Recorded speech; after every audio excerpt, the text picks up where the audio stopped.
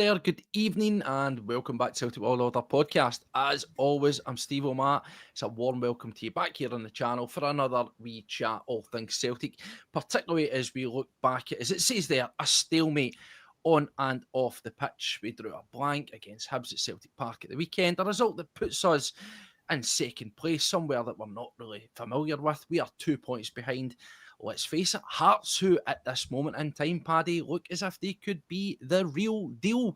We said that the other season about Aberdeen, but something just tells me that Tony Bloom's boys are going to be bloomers indeed, and I don't think that they are going away anywhere soon. Of course, we'll need to face them in due course, and that'll give us a real test of our mettle and tell us where we are at, but 2 points adrift. It was one of those ones. We will talk about the game. We'll talk about the stalemate off the pitch as the board still continue to not open up and speak to the fans. The fans didn't make noise for 12 minutes. And we'll talk about all that and everything else in between. And it's good to have Paddy Boy, my bearded brother, my right-hand man, partner in crime, all those other terms with me. Mate, how are you feeling on this, I would say, glorious Monday night? It's a bank holiday Monday night. Aye, all good, mate. I had a lovely wee weekend. Spent it over in Belfast with my eldest daughter, Erin, to celebrate her 18th. That's where she wanted to go. So we went out there. Big shout out to everybody at Nancy Mulligan's Bar. Thanks very much for all the hospitality and letting us watch the game in there. That was brilliant. It was lovely to actually meet people who watched the podcast as well. That was quite nice. I was quite chuffed with that. So, yeah, listen, brilliant weekend. Absolutely incredible. Obviously, the result wasn't what we expected, but the chances were there. We'll get down to it. We'll break the game down. We'll talk about it. Of course we've often seen a negative result. Yeah, it was a negative result, mate, but there's positives to take from it. So we'll kind of dive in and see what we can see. Well, as we will always do, we'll dive in about it. We'll have a wee look through the lineups and we'll talk about some of those key moments because there was actually quite a lot going on in the game. But what I want is give us a flavour of what you're thinking about out there if you're watching. Did you think it was just one of those days? Was it quite literally a bad day at the office, or not necessarily a bad day at the office because there was a lot of chances created? Was it more a case of just you came up against an immovable object in Hibs that made it very hard for us? That in the normal run of things, you would maybe look at a game like that, say Celtic had been free-flowing, scoring goals left, right and centre, and the game's up to this. If you came away with a 0-0 draw against a Hibs team who have been pretty good and great form for the tail end of last season, would you have turned around and felt as negative about it as it is? Or are we right to be sort of downbeat about it? Does it feel more like 2 points dropped rather than one gained? So let us know there. And Paddy, that's what I really want to sort of start off when we start talking about the actual football side of things, because it's a mixed bag of reactions. But before we do that, as always, the wee quick bit of housekeeping. You know it by now. Yeah. Welcome to the channel. If you're a continued subscriber, thank you very much. We really, really, really appreciate it as we're trying to get near that 3,000. Cost you nothing. Hit subscribe, hit the bell icon, you'll get notified. Cost you absolutely nothing to help support this channel. If you like it, hit a thumbs up, share it, tell your pals, pals, so on and so forth. You know that by now. And of course, links below for all our other social media profiles. Make sure that you connect with us there as well. So Paddy, yeah, let's get down to business. There's a lot to talk about, and let's just go a wee bit different. Let's go with the other stalemate. Let's just start and get it out of the way, because I think a lot of people are starting to, for right or wrong, get a wee bit bored of this sort of board chat about this stuff with the board, right? I think people are getting fed up of it, but it's going to be a constant. We obviously know about the Celtic Fans Collective. They are sort of orchestrating, putting together the protests, the various things, they're putting out literature, they're putting out information on what's upcoming. I know you, of course, will continue to feed that through here. But, Paddy, it was maybe something that was a bit controversial at the weekend. We've seen displays, we've seen banners, and now the first off what's proposed to be 3 periods of silence as way off looking at it. And of course, if you were there and you saw it, the message was pretty clear. The display that came out from the fans in the Green Brigade section was this to the board: your silence is deafening. Now, the idea behind it was supposed to be get those 12 minutes of almost as close as you possibly can to silence, to sort of remind you about that 12th man that wasn't there. Of course, previously to that, it was not being in the stadium. This time it was being in the stadium, and it was essentially don't make any noise, right? Now, this has really split people, and I can understand that where they're saying it kind of goes against this back the team, sack the board, because you need that. Paddy, just to jump in straight off, where are you at with this proposed action by the fans group? I think the 12 minutes against Kelly was good. I thought that worked well, staying outside and then coming in. But I agree with it to an extent because you want to support the team. And it's all fine and well, people saying, oh, we're going to boycott going to cup games, we're going to boycott going to Europa League games and this and that. But there's always going to be somebody who's going to buy a ticket and go. So you're chewing your nose off to spite your face, whatever that saying is. For me, it's just one of the things, Steve. We need to do something. Is this the way? I don't know. When you're talking about going into the next game and we're talking about doing is a 29-minute silence, that for me, Braga on Thursday, yep, mate, that for me shouldn't happen. That I think it's going to divide so many people. It might even divide us on here. I don't know what your thoughts are on it. Obviously, I agree we have to do something, but the 29 minutes of silence for me, it's just too much. That is going to affect the team. We have a shot on target. We score during that time, or we concede during that time. You need the crowd to lift the team. You need the crowd to get behind them. You need something there. And if we're not going to have that for 29 minutes, mate, it's going to be detrimental to the team, and that's what we don't want. Yeah. Well, I mean, you asked what's my thoughts on it. You know, we actually, believe it or not, we haven't really spoke about it, Paddy. So this is probably the first time that I'm going to give you what my thoughts on it is. Yes, I agree. Now, what I will say is that we are 100% behind the Celtic fans collective group. Yes. We are a supporter. We're on that signatory list, and we will continue to share the stuff that's been put out there, what they are proposing to do. We'll reflect on the actions. We'll keep you updated with anything that is planned so that you know what's going down. But that doesn't necessarily mean that we think that everything that they do is going to be a smash hit home run. And I'll be honest with you, Paddy, I think that for me, this one feels like shooting itself in the foot. Now, I understand that when you're doing these protests, right, the important thing is you want it to be on everybody's lips. Podcasts, forums, more importantly, whether you like them or not, the mainstream media. You want the papers to report it. You want, if it's on TV, to be getting mentioned. You want it out there so that it gains momentum, it gets eyeballs on, and also, whatever you're doing, you want it to try and cause a level of embarrassment. I don't mean embarrassment in terms of it being, you know, not legal or unsavoury. Just it's like, oh, look at that. That reflects poorly on them. A wee bit of embarrassment to the powers that be that run the club. That's what you're looking for. The likes, as we say, we saw at Partick Thistle. They're big faces with a no sign over it. Then obviously the stuff get thrown on the pitch, and that caused a bit of an upheaval and holding the game up. Again, it's embarrassment, it's disruption, and it gets people talking. With the silence one, I'll be honest with you, I think it's a big ask. Now, I think that they pitched it the wrong way. Now, I can understand that they're wanting people to get involved and they're wanting to say, be silent, be the 12th man, make that, you know, the silence, the uncomfortable silence. I thought that it was relatively effective. Now, I don't mean this, I'm kind of tongue-in-cheek when I say it. See, whenever the ultra groups don't make the noise and they don't sing, they don't bang the drums and they aren't singing and getting people riled up, or not riled up, fired up for the game, it can be silent. You can have periods like that at Celtic Park where it is just as silent as it was or wasn't at the weekend there. And I think the way it should have been pitched was don't sing. See, the idea of try and be silent, you're going to naturally get, I think it was quite well observed by general, but it's impossible. You're not going to get silence. You might get a more muted atmosphere, which is what you got, but it's not going to be drastically effective because, as you say, bad decisions, bad tackles, missed opportunities, goal against you, naturally people are going to react to it. I think that the message should have been just don't sing. Don't sing, because that still kills the atmosphere a wee bit as it is. I do agree, and Luke McCowan, he was asked about it, and he's described it as being strange when he was asked how that, reflected on the players. And he rightfully said, well, that's the fans' understanding. He'll know best, as many as, because he literally is one of us. He's a Celtic fan, born and bred. And he said that it was strange, but that's something that the team are going to have to negotiate.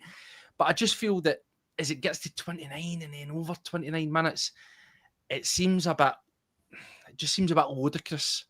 Now, as I say, to caveat, I support the efforts, and you need to try and think of different ways, different methods, and it will be trial and error. I just think that this one is a mishit. And I think that when we look at Thursday and we try to get through 29 minutes off this, equally, now that I've put it out there, they need to try and get through it. Because if they back down and say, oh, that wasn't working, it kind of makes you look like a bit of a dafty, does it not? Yeah, of course it does. The thing for me is making it detrimental to the team, Steve. And if you think back to, I hate to say it, the COVID season, that was detrimental to our team, not having the fans there, not having that 12th man. When we've spoke to ex-players on here before, they've spoke about the Celtic fans being able to sook the ball into the back of the net, giving that extra wee bit. It just gives you that push, that wee bit more. Now, we're going into a game, like you say, Steve, against Braga in the Europa League, where we've not set the heather alight there either. We're going in there. This, for me, is a must-win game. If we're going to proceed here, we need to do well in this game. So I want to be getting into that, and I want to be backing the team. Yes, we want the board to action it. We want something to come from them, albeit a bit of communication. Tell us something. Get somebody out the door, do something like that. But I just feel like this is it's a hard one, Steve. And I agree with you completely. We will support it. We, like you said, we're one of the signatories on there. We're part of it. We will back it to the hilt, and we will do whatever we can to help spread the word. But it doesn't mean that we always agree with everything that's happening. And that's one of the things that I find it quite tough. Definitely. And let us know in the comments, you're sitting watching, what's your thoughts on the protests so far, the things that have happened that we've seen, the late entry, what went down at Partick Thistle, and the silences? Let us know, because I want to get a wee sort of cross-section thoughts on this. Don't want to labour it on too much, because we'll get some football to talk about. But of course, I just want to mention this because it is a stalemate, and the one thing is there's been nothing really there. Now, we talk about the board wanting to engage. Of course, we know that they invited representatives from the collective to come to Celtic Park, and they talk about one matter and one matter only. Of course, there was 7 points on that open letter that they wanted to discuss, and Celtic cherry-picked one that they wanted to talk about, which of course was the Fairhurst report in relation to the Glasgow derby and the fans getting stopped by the police and the authorities, not going into there, the away fans getting into the stadium, so on. That's what they wanted to talk about. That was refused, and I genuinely believe that was the right thing to do, because some people are saying, as you just did at the top of the show, cutting your nose off to spite your face. If you've got an invitation, come on. But I think that you need to stand firm. The collective need to stand firm and say, no, we're not going to sort of bend at the knee the first time that you invite us in on your terms. There needs to be an agreed middle ground. You can't just get us to come in for one thing and expect it to be all happy and smiley. What about all the other stuff? Come to us with an agenda and matters that you want to talk about. We'll meet in the middle somewhere and get that happening. I don't really want to talk about the Fairhurst report, because if I'm being honest, and you saw our social media, my take on it is not worth the paper that it's written on. A complete and utter waste of time. The epitome of a paper exercise. And if you read the odd 93 pages, like I did, it's crap. It's full of stuff that you already knew, right? Nothing. They didn't come to any conclusions. They didn't come to any observations. They didn't say that certain things were right or wrong. What they basically done is they just wrote loads of questions with wee tick boxes. Please, club, answer this one. Please answer this one. Garbage. Waste of time that club paid for when they could have been spending it on other things. Now, I understand at the time, Paddy, because of the feeling amongst the fans, they felt that they were doing the right thing. And rightfully so, because they need to get behind their fans. They need to show a bit of solidarity and stand and support their fans. Right? But by God, how quickly has that faith eroded? They literally done it because they had to do it. And now, the reality is, nobody's really caring about it because they've got bigger failings than that. And I don't think it will change a jot. But, Paddy, moving on, with the protests, with the things that are going on, at some point there needs to be an olive branch from one or other side. I think that the collective need to stand firm, but at the same time, they cannot stand back. If they put the ball into Celtic's court and say, we want an audience with you, if they are being seen to be progressive and wanting to try and get these meetings done, you will never be criticised for that. The club at the same point, they should be looking at what's went before it. Hopefully, the weekend maybe made them think, don't fancy that, get a European game, we could be doing without that, and they want to engage. Somebody needs to meet in the middle here, Paddy, they're not. Yeah, listen, spot on, mate. But I think both are going to hold out. Both are going to be as stubborn as each other. I think the club know the failings, and I think they know that something needs to be actioned. This isn't one that they can just shrug off. This isn't one of the things that they can just turn around and bullshit their way out of. This is one that they're actually going to have to show an action, and somebody has to go. And I think that's why they're digging their heels in here. Obviously, Mr. Lawwell hasn't been seen. He's been nowhere near any of the stadiums, as far as I'm led to believe. Well, I mean, to jump in on that, this is, at the moment, I would say just strictly rumour. I am not speaking for it, but I had seen various things saying that supposedly he is not in particularly great health, which I don't take that. I'm not saying that that's fact. I am just saying I've seen that. I have not seen anything to support that, but it's something that I've heard. Now, again, I'm not an expert, and I certainly don't know if it's true or not.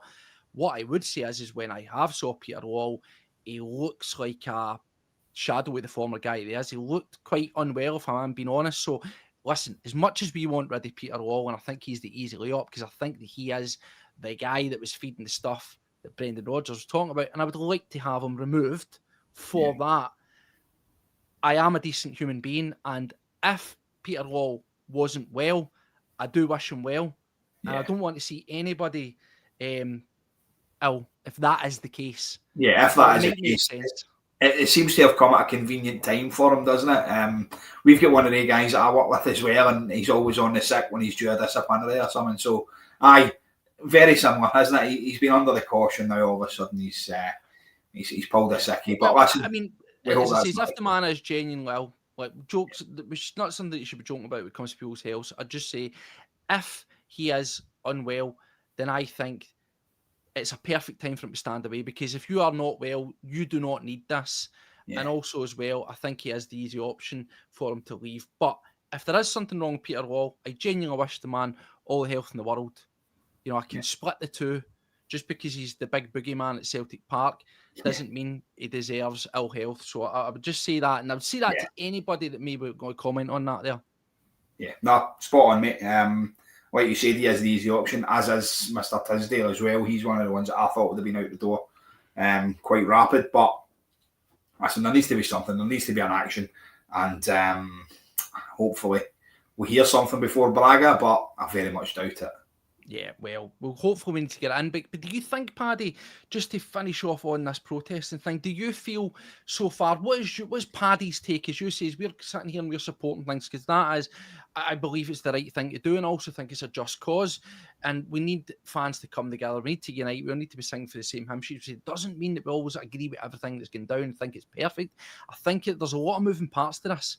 People are wanting instant results. We're now, about just over 3 weeks in? You're not going to get wholesale change. It isn't like the 90s. It's not going to happen quick and fast, and there's no hard and fast fixed solution to this. It'll be trial and error. Some things will work, some things won't, but it's about consistency.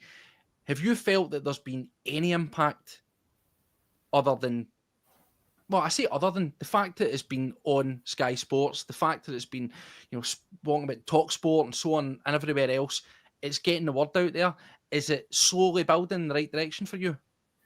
I think the collective is starting to get bigger. I think we're starting to get more people to understand why we're doing this. It's somewhat the unions, isn't it? I feel like we're in the union and the other people aren't. And we're trying to do the job that they want to do anyway, but they're not going to support us because we're... it's creating a kind of us and them mentality, and I don't think it should be doing that. I feel like everybody needs to kind of just get together. We know what we want. yes, other people will tell you we've had so much success. We've been the dominating force for the last 20 years in Scottish football.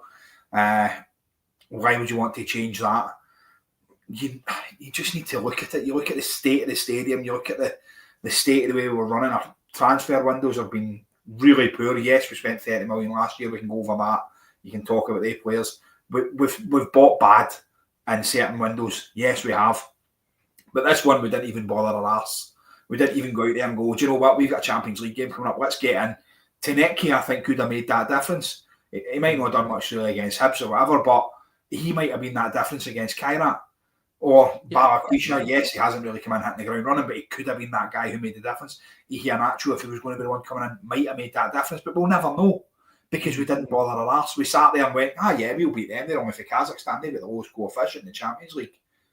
And that worked out well, didn't it? Yeah. So I think everybody needs to get together. Everybody needs to realise here that there's one cause, and if we all get behind it, we'll get what we want. So, Paddy, up until this point, I think it's been gaining good traction. Obviously, we're in a part of a group, we're involved in sort of daily discussions around about this thing, and we see sort of feedback coming left, right and centre. And it is true, as you said, there's a bit of a split. And there seems to be a bit of confusion. I think that we need to start setting out real set fired goals. We've put out 7 points that we want addressed. That's the starting point. A lot of people are asking, what is the end game? And they're saying things like, why is it not getting targeted on Dermot Desmond? Being honest, I still think he's the immovable object. He's made it pretty clear. But you can affect change elsewhere on the board level. For example, I would say getting the non-executive directors tenured, maybe 4 years maximum, 4 seasons maximum, keeping it fresh, getting in a fresh new CEO would be a great start. Peter Law, we've touched on him. I think he's too long in the tooth. He's too set in his ways. He needs to move on. And it's all about making change. Now, people have said, well, you get rid of these people. What happens? Who do you bring in? That's not our job to do that. That's not. You bring in football in, man. And, and as people are saying, Smelligoff's saying, if you know what's going to happen, they'll move the chairs about, he'll go up, he'll go there, and they'll... But this is the thing, you can't do that. And I would like to think that these protests and the fans being steadfast and sticking together will affect change in due course. Of course, we're still waiting. I think the biggest layup is disappointing. Maybe if there is issues, unfortunately, with Peter Law, that might be why that possibly couldn't have happened, or hasn't happened at this moment in time. But that one's the biggest layup. It's the easiest and quickest one. Replace the chairman and it'll buy you a wee tiny crumb of credit in the bank and shows you're going the right way. With regards to who do we get in, well, as we said, do your due diligence, go out there, put it out to tender, applications, and try and get the best in class in the door. Now, I totally see where Smelligoff's come from and people being a bit cynical about this, but surely, just surely, if there is going to be effective change on the board, you can't just go and rehire some new pals that we've no heard of yet to come in and do your will, right? Because, and it might be a bit frustrating, you will end up with the same thing. You need genuine change, and hopefully it'll come. In terms of the protests, they're going to keep coming, they're going to keep evolving, and I just want to finish up in this. People say, not too down with the silences. I've said that as well. I personally don't think this one's a good one. So people are saying, what should you be doing? Well, we spoke about this, Paddy. There's a few things, Square Sausage Mick is saying, just be noisy. I wouldn't say, I don't like the word hate. I think once it starts getting a bit visceral and a bit personal, it's a bit distasteful, but certainly loud and direct is what I would say. Now, people say to me, Paddy, what would you do then? If you don't like the silences, what would you do? And I spoke to maybe 20 odd friends and family, just, season ticket holders, people that go casual, so on and so forth. Asked them, says, what do you think? Casual supporters, household armchair supporters, season ticket supporters, I turn up on the day and get a ticket supporters, everybody else in between. And the general consensus was, I don't like the silence thing. I would rather go in, late. I would rather do pre-match, loud, vibrant, noisy, anti-board, protesting, singing, chanting, banners, even outside, early during the day, do it there, do it at the end of the game, support the team for the 45 minutes. They walk down the tunnel, half-time, boom, noise, everything starts up again. It's loud and repeat. I've also heard people say, turn your back in the game. Let's all do the huddle. Let's all just turn around on the game. Visual, massive effect, easily done, no money attached. Those are the kind of things that I definitely agree. And another one thing it says, when the AG aim comes up, a very substantial presence at wherever that may be to do such protests. Do you see these as being easier layups, Paddy, than something like a silence? The one I came up with, Steve, the one I thought was a great idea was staying post-match, staying after the game and making yourself known. Staying there. They sit in there for another hour and a half, 2 hours after the game, having their wee bottle of wine or whatever they do, smoking their cigars, counting their money. You could, I don't know. But I think if you had a visual presence outside and every platform, every social media group got together on this and went live from outside that stadium and got everybody involved, everybody that we could, spread it far and wide, you would make national coverage there. You would make the Sky Sports, the news, your Daily Rags, whatever they would. You would make them. You would make the headlines because you were making that presence. And if you done that after every home game, then it's going to get noticed. It's going to get public. Yeah, I mean, I think, Paddy, I've been watching and listening to a couple other podcasts out there as well. There's plenty, as we always say, go and support them. Just always come back to Celtic World Order, please. And they're all having this discussion, saying, well, what can we do? And one of the big things that came up is certain things, displays, tifos, they cost money. Yeah. And the collective are fresh, 3 weeks or so. There is no money. There's nothing put aside for these things. So everything that happens is going to incur a cost. Those big signs that we know, that was printed out, that was out pocket. Where did that money come from? And I understand that you can't do that and you've got to think of other inventive ways. But I do think that there's things that the most important thing with the protesting is consistency.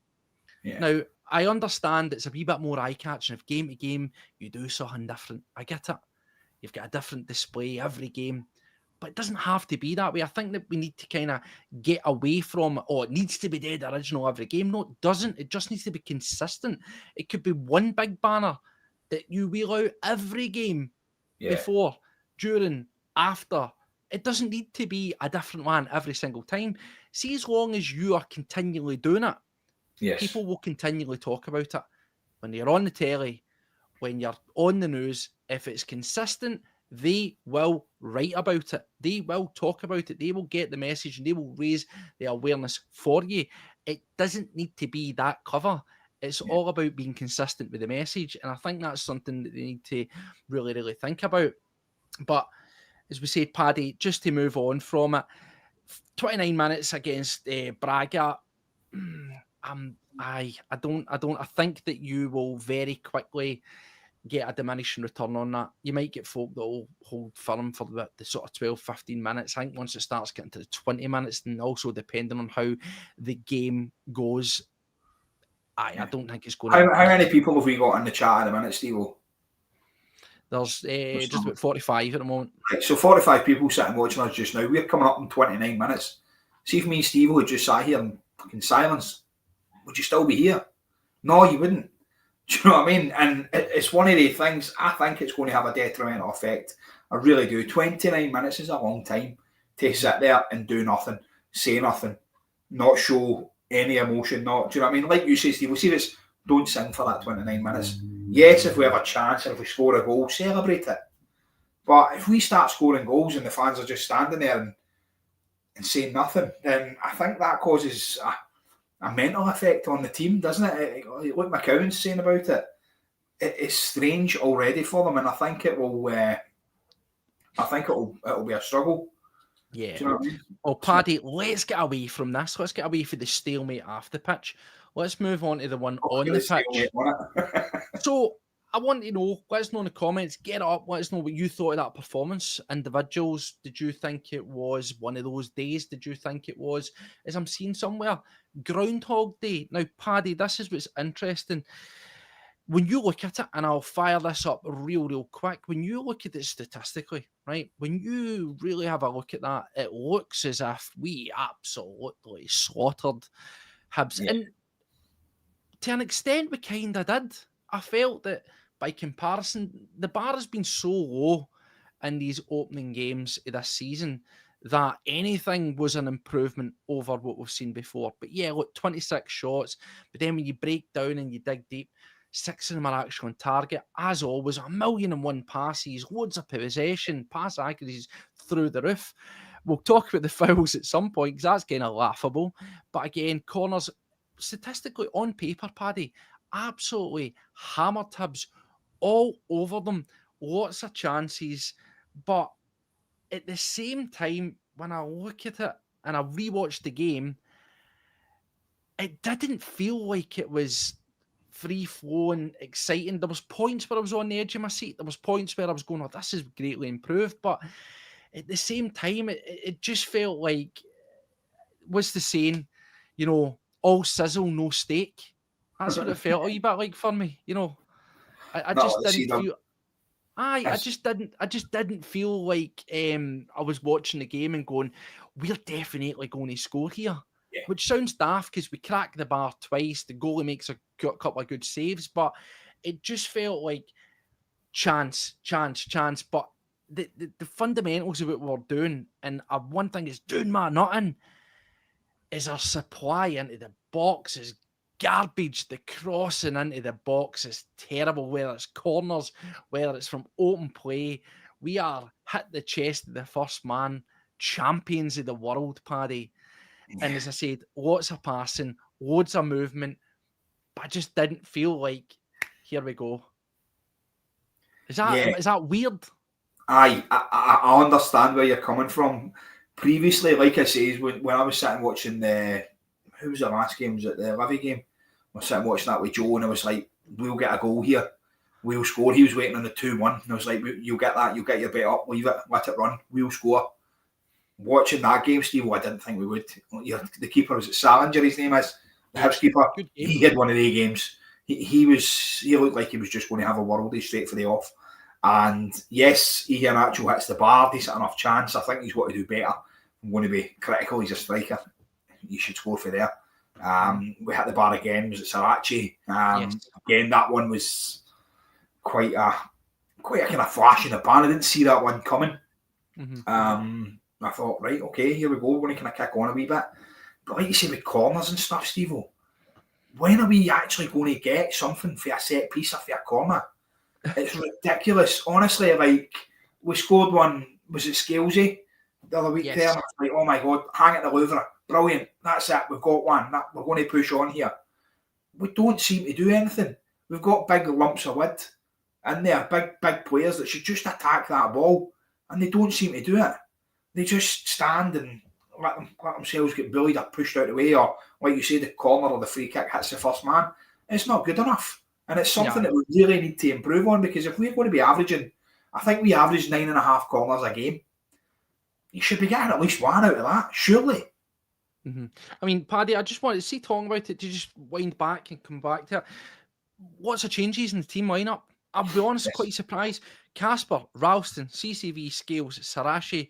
The midfield get changed, Sean. We've been talking about, and I want to get on to that. Engels, Cal, McCowan, Maeda deployed on the right. Another thing that we suggested, maybe they watch Celtic World Order, although saying that, it was fucking obvious what you had to try. Kalichi and Nacho through the middle, Taneki on the left. Just on that there, Paddy. Ralston for Donovan. Wow. Yeah. Can't get my head around it. I said on the last time we were on, Donovan is the future. Ralston is a thing of the past. There is no place at Celtic in a first-team lineup 2025. Injury to Alistair Johnson aside, for Ralston. Beat it, get it gone, and I thought he was stinking. I'm just going to say that straight out. Despite the fact that we were good defensively, Carter, Vickers and Scales continue to boss it. Comfortable. Defensively, we look brilliant, Paddy. Sarachi, very impressive. I like what I see for this guy. I like what I see. Mobile, agile, good in the tackle, energetic. Looks like he's got a decent shot. And yes, we're complaining about the cross in the box, but he's not too bad at it. It's the other people, the wingers, that are letting him down with the crossing. It's Maeda and Taneki's crossing that's poor.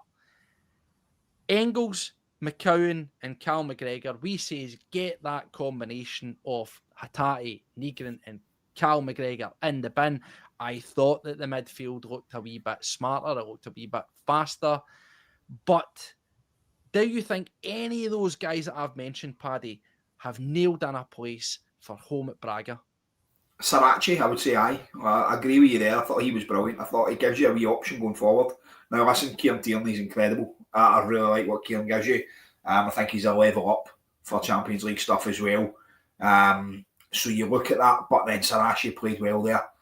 I like him going forward. He's not going to shy out a tackle. I think Kieran would, due to the kind of wee bit in his head thinking about injury and stuff. I think that's still there. Ralston, yes, didn't have the best of games. I won't say he had a Snyder or anything like that, but he wasn't fantastic, Steve. But Paddy, why was he brought in? This is I what I know. want to know. Why was he brought in? Why was Donovan left on the bench? Now, could it be that they're not wanting to rush Donovan? I'm just trying to come up with something in my head to why the manager, based on what we've saw and all the positive stuff he said about Donovan, why you wouldn't continue that upward momentum that he's got, building him, giving him the game time. Again, against, let's face it, one of the most pressing teams that we will face in this league. Hibs are high flyers. That's a big game. He should be playing that. Yeah. It's another, one to tick off on the box. Why go back to Ralston, Paddy? Like, what's the point? I know. Listen, I agree with you. I thought Donovan's been brilliant. He's been one of the players that's come in and I thought cemented his place, at least until Alistair Johnson got back. Now, I don't know what the thinking was. I don't know whether Tony's got something over Brendan here. He must have something. To drop young Donovan after playing like that, normally you see guys come in. Normally happens with keepers. Then they come in and they have like 5 or 6 clean sheets. They play incredible, and then they get that slot becomes their own until something happens, and then they get a chance of losing it again. I thought the young laddie made that spot his own. Onward then to the midfield, Steve, like you had said, massive changes in there. My favourite player, Almy Engels, comes back in. I thought again, didn't really see much from him again. Not really a massive supporter of this. I'm glad you brought him up, Paddy, because I think that the midfield looked better. I still think it looked better. And this is what I'm going to just jump on whilst we're talking about the performances there. Engels gets 66 minutes before he's replaced by Forrest, right? I still am very much of the opinion, I'm not quite sure that we have deployed him in a perfect position. But what I did like about him was I've pretty much came to my piece with, he's certainly not a Matt O'Reilly. Definitely not, right? He's not a peak Callum McGregor when he's a lot more agile. But he's a tidy player. That's the way I describe him. Now, I know that, again, talk about price tags. People say for 11 million, you want better than a tidy player. But the one thing that I did like is that he looks to sort of speed things up a wee bit more. Now, when you looked at Nygren and you looked at Hatate in there, the biggest problem that we've had is they've brought the ball in, they've taken it in, they've been a wee bit laboured on it, and then they'll either pass it to the side or they'll pass it back the ways. At least there was seen out of Engels was that trying to speed up the play rather than do something in a three pass triangle that comes back to him before we try to move it forward. He was just taking the ball and trying to turn and move it, right? So I actually think, based on that, I don't think he's cemented his place, but I would expect to see him start against Braga. Yeah. Listen, I think he's a better option than what Nygren is in that position. I think Nygren would be better suited to be, like you said before, Steve, number 10. I feel that would be his best position. Engels, I believe, would be better in Callum's position. I think he'd be a kind of old school number 6.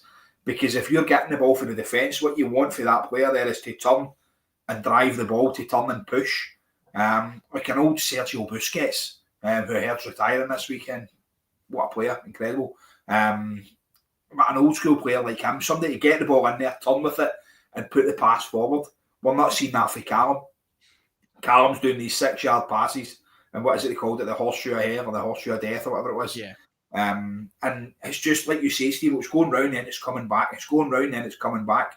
Oh, we had 1,020 passes a day. Aye, how many of them were forward? That's what I want to know on the stats when you're talking like that. Engels, yes, I'll give him that. He wants to go forward with the ball, but he's not doing enough for me yet. And like you said, maybe that's just because he's out of position. Maybe it's because we're not seeing the best of him. We want to see it. We really, really want to see it.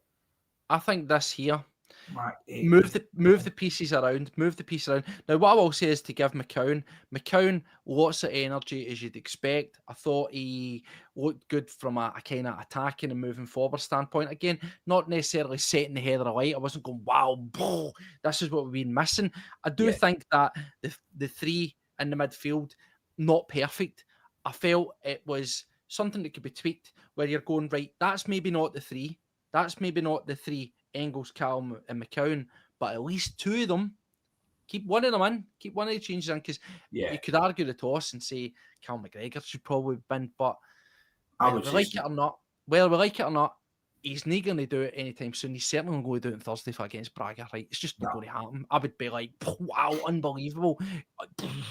If he actually did that. So you're looking at it and saying, right, okay, he keeps in one of McCown or Engels. And then for me, I think Rio Hatate at this moment in time ran his race. He needs a bit of time at the field, off the team, to sort of really get a bit of perspective of what he wants and maybe come back stronger. I've had enough, I say, Hatate so far. So then you maybe think, let's bring in Bernardo, who we will touch on, who comes on 74 minutes, and I think just adds a wee bit extra dimension. Again, not outrageously amazing, but he looked a lot more hungry, and I thought he looked probably more comfortable than Engels and McCown now. But yes, I just feel that what they're saying there, get Engels into the 6. Yeah. Make McGregor the 8. And if it is going to be Nygren, play him as the 10. That's what it needs to happen. But there needs to be changes. And I felt that the manager, he tried to do the right thing there. I think his substitutions later in the game weren't great. And I think that's where people are getting frustrated and saying, we've done a great job. We've done a lot of things, but then there's the flip side and turning and saying, this is boring. This is season 3 of Brendan Rodgers. The first time and repeat again. Too many guff performances, too many flat performances, too many draws. Where are you at on that divide, Paddy? I agree with you to an extent. Too many players wanting to leave now. Too many players with their eyes set on different things. I agree with you that Engels has probably cemented his place for Braga. Hatate, yes, as much as it pains me, has struggled. He's been one of the guys that's really struggled in there. But then again, so has your man Nygren on the other side. So Bernardo, when he come on, done all right. And I think up against Braga, again, Portuguese team, even if it's just in there to translate where they're shouting, brilliant. Get him in. Do you know what I mean? He's there. He's going to want to play against a team for his home country, obviously. So I think that could be a good one to push him into. A good one for him to actually come in and actually make a wee statement performance, which I'd like to see, because the old cliche against evil is a player there. There is a player in there with Bernardo, and I think that this game suited to him. We said it a couple of seasons back when he first came in. Bernardo was the one chosen for all the Champions League games, even when he wasn't playing in the league. And that, for me, is his style of football. He's more suited to that style of football. Having 10 men behind the ball doesn't suit him, because he's not got the creative head on him to make that killer pass, to do that wee special thing. He's got the grit to run at players. He's got the grit to actually dig in and do the kind of dirty shit when it needs to be done. And I think up against a team like Braga, I think somebody like him in there would be ideal. So for me, the midfield you're talking about, that would probably be Bernardo, Engels, and then obviously you can't really drop Callum. But if you could drop Callum, I would have Engels playing the 6 and have Nygren in there as well. Yeah. No, I think there are definite changes needed. And just to finish up, we moved my head on the right. It's something we're talking about, and you know why, because I don't want to see Yang on the right. I don't want to see it. I'm happy with that.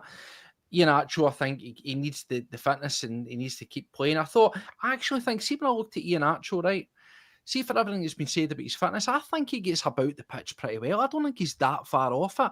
There's a lot of periods where I found him coming deep. He was coming out with sort of centre circle sort of range.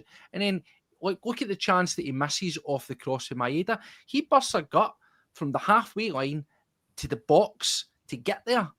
That's not too bad. That's no bad going, by the way, for a guy who's apparently no fit and carrying a bit of lumber. But we have Taneki, we have Maeda down the right, and we have Iheanacho through the middle. Do you think that's likely what we're going to go with when it comes to looking at Braga, mate? Did you feel that Maeda, again, I didn't think he had a fantastic game, but I did think it was improved over what we had seen from him? Aye, it was okay. I'd like to see Taneki in the right and put Dyson back to the left. Taneki cuts inside a lot. Now, we've seen it before, Louis Palmer, and he just always cut inside, always cut inside. I don't want Taneki to become that player, to become too predictable. And he does it quite a lot. So I would like to see him go to the right-hand side so that he doesn't cut in, because he does prefer to ping them with the right boot. And that's more suited then if he's going to be on the right wing. Dyson, we know, will drive to the byline on the left. So I'd like to see them swap. But if it's not going to be the case, then you're going to get Dyson on the right-hand side. Then, yeah, listen, he's going to cause defences problems, as he did with the Hibs keeper, I think it was at about the 10th minute or something. And he's kind of belting through. And you've seen the Hibs keeper's always just caught him out the corner of his eye and booted the ball away like nobody's business. So I think that is your main three, Steve. Taneki, Iheanacho and Maeda. It has to be. You can't really look at anybody else there. Balikwisha, for me, has come in now. You can judge somebody after 5 games, and I'm going to hang Balikwisha in the same boat as Engels. For me, he's not doing enough. Did you think that the front three there showed enough promise? Albeit that we're sitting here and saying, loads of attacking, loads of ball, but not really massive, great, clean-cut chances, not a plethora of missed chances. The keeper does make a couple of saves. I think he's maybe 2 or 3 saves. We hit the woodwork. But what I mean is it wasn't like save, block. It didn't feel that way. Did you see enough in that combination to think I'm comfortable with that moving forward? Comfortable for the league, aye. But what else have we got? Like you said, Steve, you can have Yang on the right, you can have James Forrest on the right, you can have Balikwisha. There's not one of them that's going to take place of any of the above mentioned players. There's not one of them that's in my opinion good enough to step in there and make a difference. James Forrest, yeah, listen, when he comes on, he gets about, he's direct, he runs, and it causes teams problems. But he's not got the full 90 minutes in him. No. Dyson Maeda has. Sebastian Taneki has. That's what we need. We finish up with Forrest on the pitch, and we'll touch on it, but I want to just briefly get back to some of the action, right? So let's just skim through it. As we say, it's one of those weird games where it looks statistically so busy. But I think when you actually really take a step back, I watched the game back, and you look at it, there's not really too much to actually break down and analyse. It was just, people are saying here, and this is the thing, it's strange off saying that Hibs were utter muck. The only territory they won was whenever Don Robertson gave him a foul, and and it's true. Now, I don't want to use the referee by any way or stretch the imagination as an excuse, but when we did bring up those stats, I found that utterly baffling, Paddy, that a team that's got 78% of possession manages to make 16 fouls, by the way. 16. I think, and as a side, it shouldn't matter. Celtic should have enough. We should be better than that. And I stay, once again, for me, this was 2 points dropped. This was not 1 gained. I feel that it was a poor result for Celtic. A very poor result. And those stats look brilliant, but it's all for nothing. And that's why I can see the manager coming under criticism. Yes, did we control the game? Yes, we absolutely did control the game. But did we control the game and look like you were going to win it? I don't think so. It's brilliant passing the ball about and the effect, the opposition chasing shadows. But unless you are completely putting them under siege every single minute of the game, all that on the screen there means nothing. And that is where I am a wee bit slightly concerned. We don't look potent. We don't look like we're comfortable and we're going to break teams down quickly and put them away. The longer the time goes on, the longer that we haven't hit the net, you just start to feel that it's not going to happen. But I have got to mention it. I do feel that the referee aided and abetted that because it was masterful. It was an absolute award-winning beautiful display of how to slow a game down and break it up, Paddy. Yeah, give them set pieces. Hopefully they can punt a ball into the box, knowing fine well that we struggle defensively with cross balls into the box. I get it, I see it. But I just think that on the statistics and stuff, Steve-O, it's just one of the games that, yeah, we dominated. We could have the ball so many times in the final third and whatever, but we just didn't have that firepower, that clinical edge. I like Iheanacho. I think he's decent. I think he's got a little bit about him. Daizen Maeda, for me, looks more aggressive through the middle. Looks more like he's going to score, like obviously he did the other week. So going into the Europa League game against Braga, I'd maybe like to see Daizen through the middle. I'm done with that, Paddy. I'm sorry, I'm done with that. I just think that, sorry to jump in, he's more of a threat than Iheanacho though. But when you look at Iheanacho, and this is the difference, right? He gets two chances really in the game, right? One of them, I think, I'm going to say it, the one that flashes across is a poor miss for me. When I look at it, he opens up his foot. He really does open his foot. So there's a bit of loft on it and it carries it.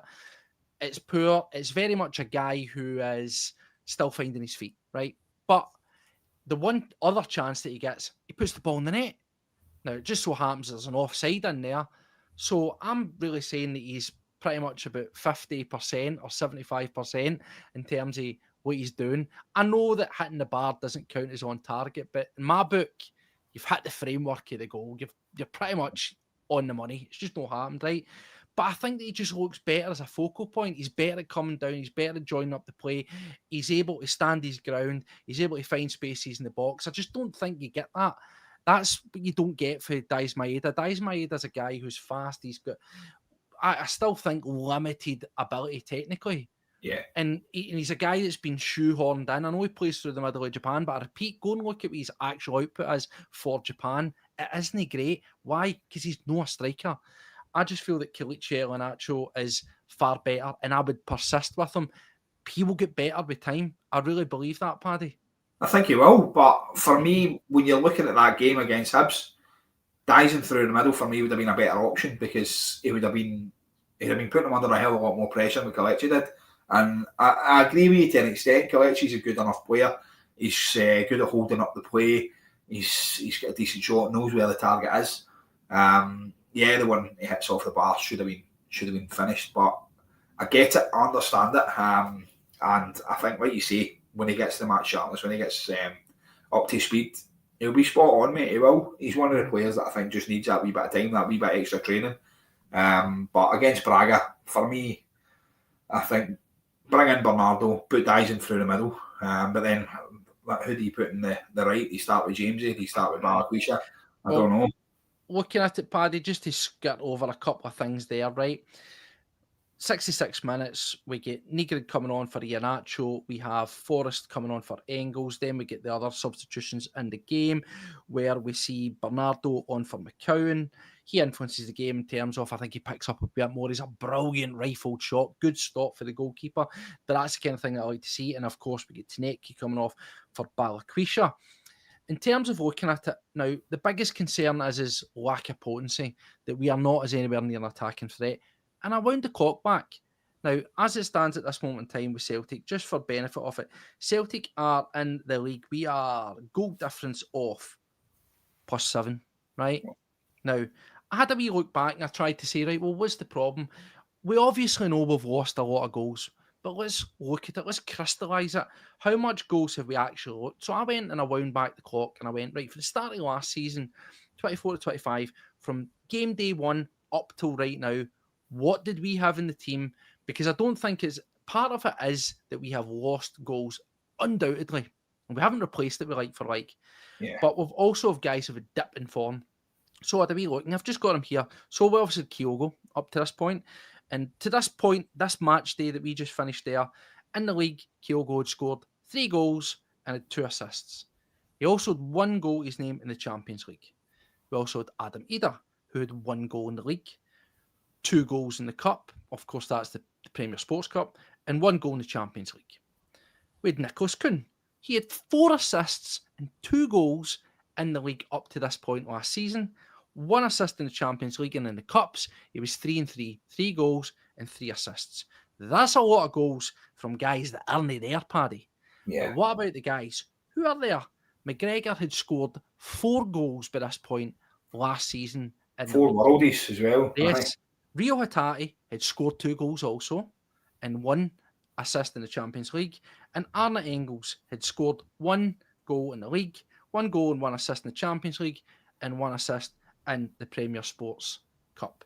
In total, Paddy, in the league, we'd scored 20 goals. We'd played Hibs, St Mirren, Kelly, Rangers, Hearts, and St Johnstone, and we'd scored 20 goals in the league by this point. We have not played, in my opinion, anything better than that, and we're well behind. We had scored 5 in our European game, of course, Bratislava, which again, I will say, probably a better team than Red Star Belgrade on their day, right? And we'd scored 8 in the Cup, including games against Hibs and Falkirk. So, Paddy, where has it all went wrong? Because we've removed a lot of goals from the team, and we haven't replaced them with like for like. But there's also guys who, midfield, that were being instrumental, and they're just not happening, Paddy. Yeah. The Callum McGregor one for me as well. 4 worldies he scored by this time last year. And again, pushed on and progressed to score an incredible amount of goals for his standard. But I just feel like we are lacking that like for like, Steve, that when we did lose the players that you'd highlighted, it's a lot to lose and not bring anybody back in. McGregor, Hatate, Dyson, it's players that, not McGregor, but Hatate and Dyson, the heads have been turned, haven't they? The old cliche. They've seen a move come, or they've had an eye on something happening down south or wherever they were moving to, and the eyes have lit up. They've thought they've been away, and then they've got to kind of come back with the tail between the legs and try and do another job again. I'd like to see a wee bit more from these guys that are still Celtic players, whether they like it or not, whether you wanted a move, whether you had a move, whether you had emptied your locker or not. I still want them to be there as a Celtic player, and I feel like we need that. We need more drive in the team, and I feel like Callum's not giving us that. He's not been that driving force that I thought about. Remember, I had that full. I mean, Paddy, sorry to jump in. Obviously, Cal McGregor's came under a lot of criticism. Now, I'm not expecting Cal McGregor to have scored 4 goals by this point, but does it maybe show you and indicate the level of drop-off in terms of influence that he's having on games? Because you remember, he scored 4 goals, right? But you take Cal McGregor in the first opening 6-7 games or whatever we'd played in all competitions last season, and he looked vibrant, rejuvenated, dictating play, not by pointing, but by getting his foot in the ball, driving and making things happen. Yes, you can't hide behind the facts that we've lost goals, particularly Kuhn being the massive one there. I know there was goals for Kyogo and so on and so forth, but he was the main driving force. We haven't replaced that. But the drop-off, even in guys like Engels, who's been out the squad, I didn't think he was amazing, but I thought he started well at Celtic. Yeah. And he had these ups and downs as the season went on. But when you look at guys like Engels, can't he get in the squad? Cal McGregor, looking just like a shell of his former self. Hatate, miles off it. Yeah. This is a combination of not replacing, but also guys not stepping up. Aye. Again, is the whole fan media thing having an effect on the players? Is that having something? Are the players showing a bit but these performances, Paddy, happened before the discontent against the board. No, there must be discontent there. There must be something else happening in the background. You can see we've not been that driving force that we were last season, this season. Yes, we've lost a lot of players, like for likes. Like losing Nicholas Kuhn and bringing in Balikwisha, a guy who we chased for 3 years, so it looks like he's never kicked a ball. To go on and then bring in Iheanacho, fair play to the guy, to replace Kyogo, because Adamida wasn't up to standard, then you're looking at that like for like, it's nowhere near. Do you know what I mean? The standard is nowhere near what we had. And I think we need to we need to accept. I mean, I need to get it into my head that we're not going to beat teams 4-0 this season. Do you know what I mean? This is one of the things that going forward now you're looking at it and you're going, yeah, we're going to struggle against quite a lot of teams this year, and it's shite to say, it's shite to see, but I think we are. I think we need to get the driving force back in there. Callum McGregor needs to know that he's not irreplaceable in that squad. Well, Paddy, see on that, can I just jump in? Because you've said them, you mentioned the folk that have brought in as replacements, and we'll just briefly touch on them before we wind things up, right? But yeah, you took a lot of goals out of the guys that we've sold on, right? Now, early signs, Kelechi Iheanacho was, let's be honest here, it was a Hail Mary signing. It was a desperation signing. It was a by design signing. It was hand-penned by Brendan Rodgers because we get served up nothing, right? Nothing. And look, I think we'll look as if we've been fortunate with him. You know, good goal against Kelly for the penalty spot, balls of steel, great finish, his last goal, and unfortunate in the game there at the weekend. The one he probably should put it hits the bar. Yep. But I'll give him a wee bit of allowance for sharpness because, as I said, the one chance he then does get, bang, puts it away. Penalty box striker, perfect. Maybe we're landing on our feet there. But we are being dependent on, and this is the point, we're being dependent on, I said this to you, Paddy, when we brought them in, you're hoping, because of the other guys that are out of sorts, you're hoping that Balikwisha, Taneki, and Iheanacho hit the ground running, and they give you that attacking, impotence and going impotence. They give you that. Oh, Mike's falls up. They give you that go, but they're going to go there and they're going to make the goals happen, right? Now, when you look on paper, and the paper means nothing, because I was saying Taneki, wow, look at him, I can't believe we're signing him. And I'm happy, hold my hands up, been proven wrong so far. But when you did look at it from a hard facts, stats numbers, Iheanacho scored what? A handful of goals in 3 seasons. You looked at Taneki, whose output in terms of assists and goals was pretty bang average. And then Balikwisha, a guy who was massively injured and again wasn't oh my God, this is amazing. Look at what we've got, right? That was a big roll of the dice, Paddy. We brought in 3 guys that their numbers were, to be honest, garbage. Aye. And fortunately, Taneki looks like he will kick on and he will start to make things happen. And it looks as if he's got all the tools to be another Jota-esque or Kun-esque signing. Iheanacho, as I say, I think he will get better. Balikwisha, let's talk about him, Paddy.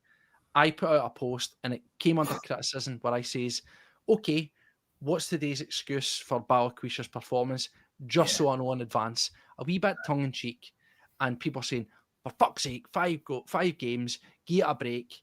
Blah, blah, blah. But as I said, we do unfortunately need guys to hit the ground running. Paddy, talk to me about the brother. He's Louis Palmer, isn't it? It's Louis Palmer reincarnated. I half expect to see that mask come off and it be wee Louis laughing at us.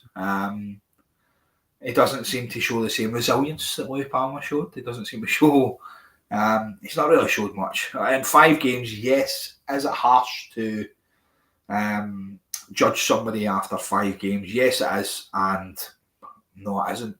You come into a team like Celtic. Celtic have chased this guy for the best part of 3 years. Balikwisha plays at Antwerp, absolutely brilliant. Brilliant delivery into the box, likes to drive forward, has a cracking shot. Where is it? We've yet to see it. We've yet to see really anything from him. I get it. He's coming into a new side. He's adapting into a new way of living in a new country and things like that.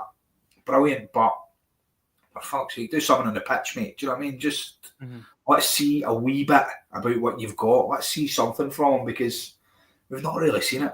I've not really seen anything that I could go, oh wow, it looks like a wee bit of a player in there. Taneki, like you said, Steve, he's come in, hit the ground running. Shows positivity, goes forward, likes to drive forward, likes to get the ball out his foot.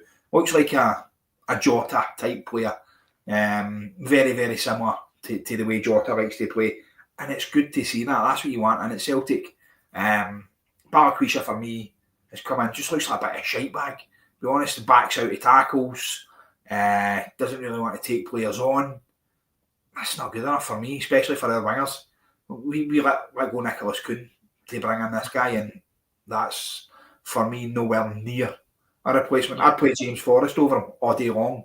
And James Forrest's nearly the same age as me. I mean, Paddy, I just really bring this up for balance here. I see a sort of bit of kickback, and as we said, we're all happy for loads of different opinions. Particularly Brown Warrior's been quite strong, and he's sort of saying, "What are you watching? What are you expecting?" Yes, listen. Was it improved on what we've seen? Yes, it was. But at the same time, I'm trying to play a wee bit of devil's advocate. There is a case of on another day, one of those goes into the net and, you roll them over and it all clicks. But it's finding that click.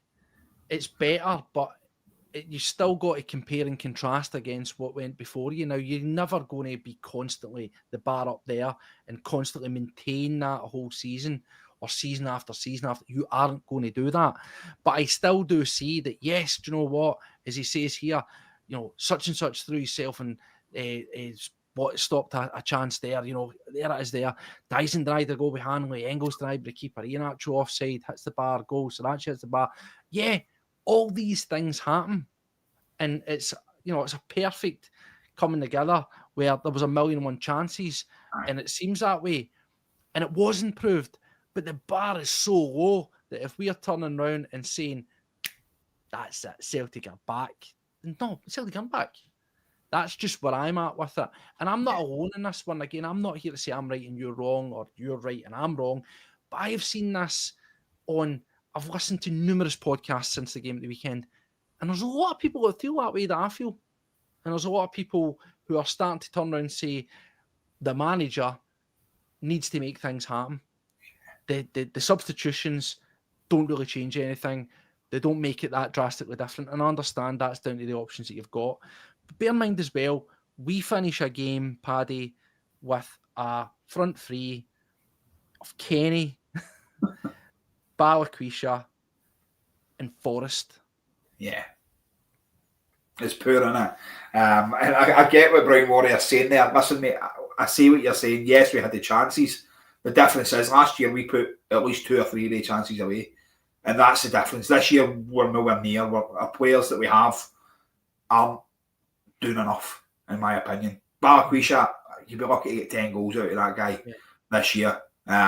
See, John Pin, do you agree with that? Like, we got, I like the positivity that what Typhoon Sunni's saying. One of those days at the office. And again, I'm not discrediting that. I said at the top of the show, it may well just be one of those games. But that performance and that improvement will mean nothing if we don't then go and do it again. Now, I'm not saying I want us to go out and do the exact same against Braga and walk away with nothing each. But way improve, brilliant. No.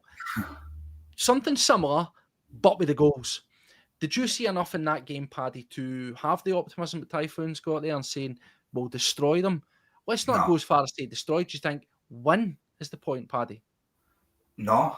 Well, that game could have went on for 2 days when we went and scored. There wasn't a feeling in that game. You said it as well. I didn't feel like we were going to penetrate that defence. I didn't feel like we were going to get a goal. The keeper, I just looked at and thought he's going to have one of the days. He's been outstanding. Every shot we've had to get, he's been there. He's been in the right position, whatever else. Hitting the bar twice, things like that. Yes, it's just one of the frustrating games I felt. Hibs are quite a frustrating side to play against, but I said we're lucky they weren't on the attacking side, because previously Hibs have came at us and Hibs have caused us a lot of problems, like they did against the Baddies. They caused them a lot of trouble. We were comfortable. We were comfortable. It was a comfortable game, but we didn't look like winning it, if that makes sense. And a lot of people are saying, teams will play these low blocks. For Hibs, it was maybe a case of, we're doing no too bad here. Celtic are a cut above maybe what I've played before. Let's just damage limitation. Let's just not lose. And I thought that was quite surprising for Hibs, because I didn't think they really went at it. But it is what it is, and we'll take it as it comes. But just to finish up on the squad, to finish up on that performance, it is what it is. We move on. Results elsewhere put us in the chase. We're in second position. I think that the one thing that's for sure is that coming together, that gel, and that requirement to click, whatever term you want to put on it, it needs to happen fast, because the games are coming thick and fast. We've got Motherwell round the corner, a team who I don't know what to expect out of Motherwell. They've been playing some attractive football. They're the epitome of it hasn't quite clicked. You listen to their fans, they're excited because they see a DNA, they see things that are happening, and okay, they're maybe drawing games, but they're drawing like 3 each and 2 each, and they're scoring goals. They just need to knit together and make it happen. Whereas it just feels that with Celtic, you don't quite really know what you're getting. So the positives, the green shoots of progress were there for Hibs, and yeah, on another day, one goes in, it means the second one goes in, the third one, and you're on away with it. Didn't happen. But starting with the game on Thursday, Paddy, we need to make that happen. But we're talking about the substitutions and how it didn't really affect or change too much. Maybe we need a change of shape. The manager, keeps saying this, needs to have different ideas in his head, different shapes, different options. Yeah. But what we did have to come on is poor. Just to touch on Kenny, 2 chances in the game, Paddy, probably should he score one? And again, is that no disrespect to him? Does it sum up that the level isn't maybe quite there? Because bear in mind, he's in our Europa League squad. He's the second striker now, Paddy. That's it. That's pathetic, isn't it? It's a bad way to see Johnny Kenny being your second striker. I didn't really see much of him when he come on. Like you say, Steve, ending that game with Kenny, Forrest, and Barakisha up front, mate, it's laughable. There's no way to be finishing a game where you're nothing each and you're bringing on players like that to make a difference. That's not for me showing anything. And Brown Moore had said in there as well, listen, the Hibs keeper had a cracking game. That's all you need to know. And listen, mate, is it all you need to go? Are you happy with a 0-0 draw? Because I'm certainly not. I feel like we could have done a hell of a lot more. I feel like we should have done a hell of a lot more. I feel like something had to give there, and I think the substitutions, bringing on these guys, I thought we're taking off better players to bring on Guff to play off the last 10 minutes, and it's not what you want when you're chasing a goal. You're not going to rely on Johnny Kenny to pull you out of situations, are you? You're not going to rely on Barakisha to do the same. So why change it? Like, give the other guys the 90 minutes then, unless they're struggling, unless they're injured. Paddy, I'm not saying these guys are the options, but this is where it becomes a head scratcher, because now at this moment in time, we may well shift the pieces around with Maeda. He's not quite got his head back in the game yet, but I thought playing him out on the right looks like a better option. It's probably something I'd investigate again against Braga. But again, I just want to mention them because I'm looking at the other guys that we brought in and how they're not really featuring, they're not really doing anything. Shin Yamada, nowhere near it. He's not on the European squad, not on the bench, nowhere to be seen. What's going on? Pointless. Osmond and Inamura, nowhere near it, no interest in it, no in the European squad. They were playing against some stank lifters or whatever at the weekend in the B squad. It's a complete and utter waste of time. But just the options are just so limited. Now we go into a game against Braga, just a wee couple 5 minutes on that. Going into a team against Braga. Now Braga find themselves in a really peculiar position. They are in Rangers territory. They are down at the bottom end of the league. They are having a torrid time. They've yet to play any of the big boys. They've not played Benfica. They've not played Porto. They've not played Sporting Lisbon. And they are taking poor results against the middle of the road Guff. Now, Braga aren't a massive side. They're one of the more known Portuguese teams, but they're a wee bit like your sort of Hearts or your Hibs, right? They're in and around it and they're competitive, but they're not this season. And they're wanting their manager sacked. They're wanting them out the door. They're wanting them gone. This is the kind of perfect team to be playing at home in your first game of the Europa League. Yeah. And yeah, they're a good team in the beat Feyenoord. Feyenoord didn't great shakes, but that was the one wee sort of high patch in their season that's been full of guff. I know, and it's one of the teams coming to Celtic Park. If we would have played them last year in the Champions League, we'd be going into that, Steve, we're going to melt them. We're going to absolutely scud them. This is a team coming to Celtic Park. This is going to be cannon fodder.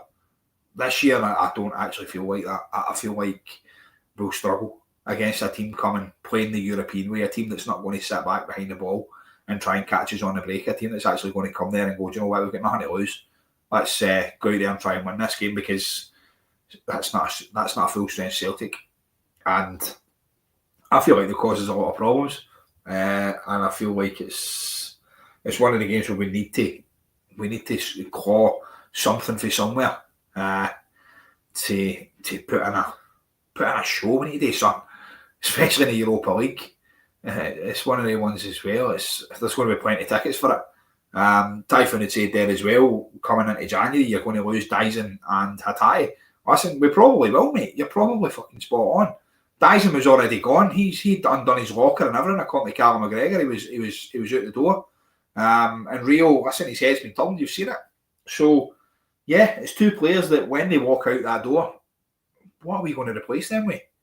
What are we going to bring in? Because it's going to need to be something special.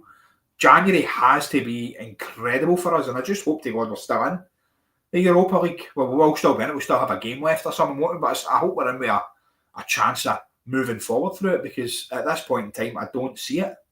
I don't see us doing much.